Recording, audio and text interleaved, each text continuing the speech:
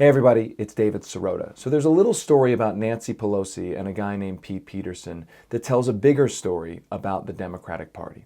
So Pelosi's office sent out a note alerting reporters to the fact that she's going to be headlining an event at Pete Peterson's foundation with various Washington pundits and journalists at Pete Peterson's foundation, which is a foundation that's about presumably and ostensibly fiscal issues. Seems not controversial. The fact that it isn't controversial is part of the story. Because the question is, who is Pete Peterson? Pete Peterson recently passed away, and Pelosi gave a very long speech on the floor of the House honoring and venerating Pete Peterson, which raises the question, well, who is Pete Peterson and why is he so important? Pete Peterson was the Commerce Secretary under President Richard Nixon, and he founded the Blackstone Group, which is the world's largest private equity firm.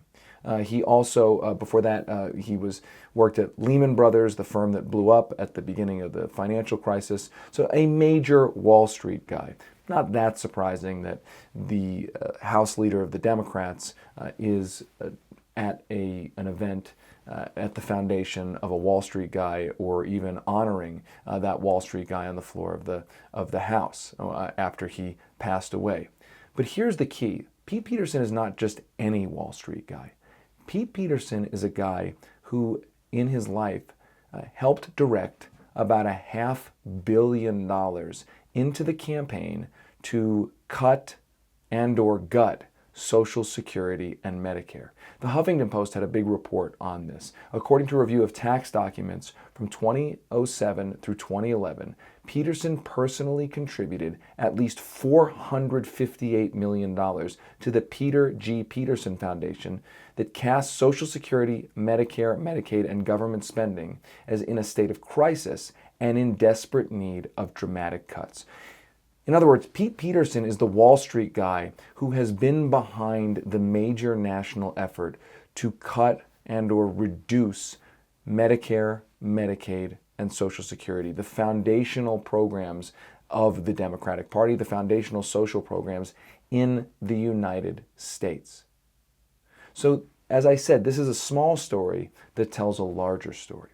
You have one of the leaders of the National Democratic Party honoring on the floor of the House, and now appearing in a headline role at the foundation of the major Wall Street proponent of cutting Social Security, Medicare, and Medicaid.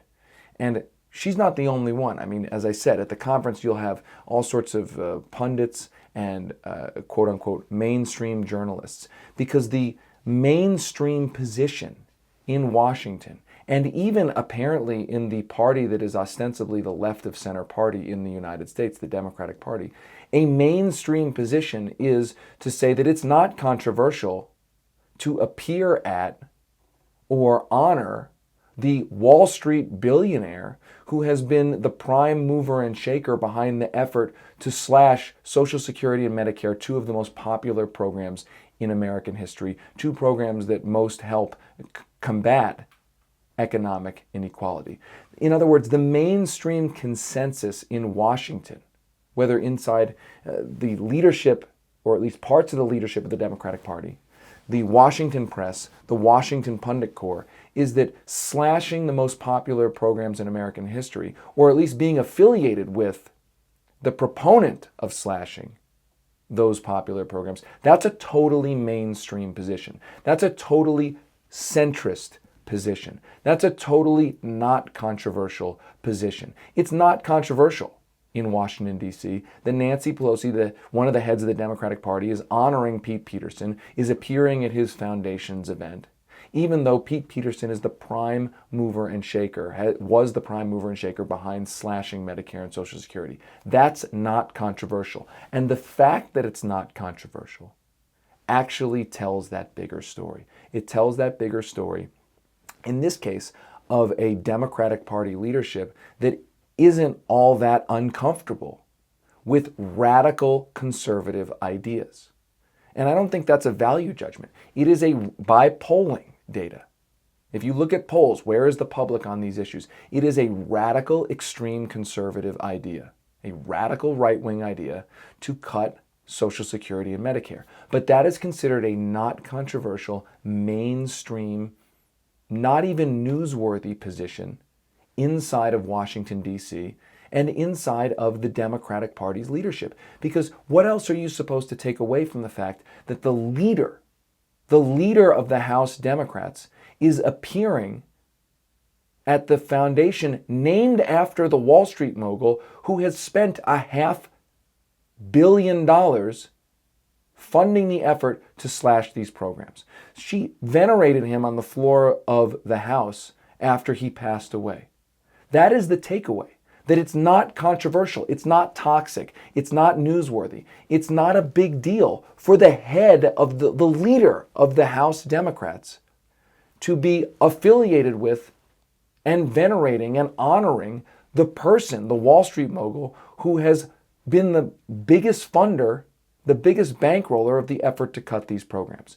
It tells you a story about the perception of what is mainstream in America versus what is mainstream in Washington, D.C., and what is considered not controversial and mainstream and perfectly acceptable inside the leadership of the Democratic Party. And it tells a story, I think, of why the grassroots of the Democratic Party feels so alienated from the leadership of the Democratic Party, why the public at large, Democrat, Republican, Independent, feels so disconnected from the culture in Washington. Because clearly, by polling data itself, the values and the principles and the beliefs and the political positions of people on the outside of Washington, in the fact that Medicare and Social Security are popular, shouldn't be cut, those values, principles, ideals, and political positions are entirely different from what's considered a normal, mainstream, centrist set of values, principles, and political positions inside of Washington, D.C. You want to know why the public feels so alienated from the Capitol, why the grassroots of the Democratic Party feels so alienated from its leadership? A little teeny story like this, the fact that it's not even controversial for the leader of the House Democrats to be headlining a conference at a foundation named after the Wall Street mogul who's been trying to cut Social Security and Medicare. That's a teeny little story that tells a much bigger story.